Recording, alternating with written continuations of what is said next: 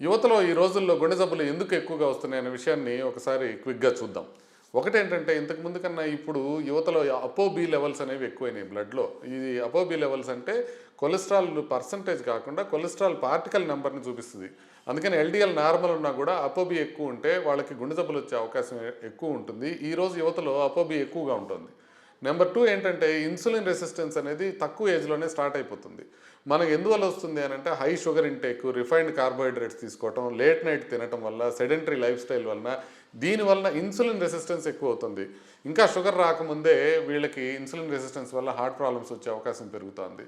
ఇంకోటి ఏంటంటే abdominal obesity పెరిగిపోయింది. అందరికీ పొట్టలు పెరుగుతా ఉన్నాయి నెమ్మదిగా. స్ట్రెస్ లెవెల్స్ పెరుగుతున్నాయి. ఐదో కారణం ఏంటంటే నిద్ర సరిగ్గా పోవడం లేదు. అందుకని సర్కాడియన్ మిస్‌అలైన్‌మెంట్ అంటారనమాట.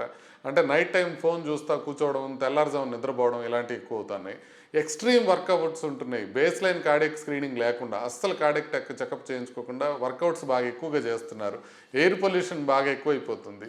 అల్ట్రా ప్రాసెస్డ్ ఫుడ్స్ అనేది బాగా ఎక్కువైపోయినాయి. ట్రాన్స్ ఫ్యాటీ యాసిడ్స్ హిడెన్‌లా మనకు వచ్చేస్తున్నాయి. అంటే బేకరీలో కావచ్చు, ప్యాకేజ్డ్ స్నాక్స్‌లో కావచ్చు, వీటిలో ఎక్కువ వస్తుంది. ఎర్లీ సిమ్టమ్స్‌ని కూడా కొంతవరకు డిస్‌రిగార్డ్ చేస్తున్నారు యూత్. అంటే కొద్దిగా చెస్ట్ డిస్కంఫర్ట్ వచ్చినా, ఆయాసం వచ్చినా కూడా పట్టించుకోవట్లా.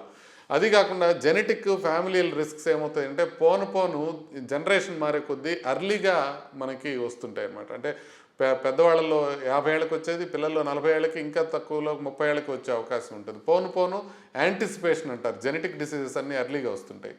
పోస్ట్ వైరల్ ఇన్ఫ్లమేషన్ కోవిడ్‌తో పాటుగా ఇంకా అనేక రకాలైన వైరస్‌లు మనకి ఎఫెక్ట్ చేసి, దానివలన ఆ పోస్ట్ వైరల్ ఇన్ఫ్లమేషన్ పెరిగి, దానివల్ల ఎండోథీలియం ఎఫెక్ట్ అయ్యి, దానివల్ల క్లాటింగ్ ఛాన్సెస్ పెరుగుతా ఉన్నాయి.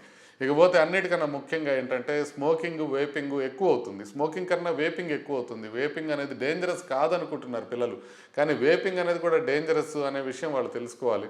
సో ఇది మనకి క్లుప్తంగా చెప్పాలంటే యువతలో ఎందుకు గుండె జబ్బులు పెరుగుతున్నాయి అనేది ఒక ఇంపార్టెంట్ ఇన్ఫర్మేషన్.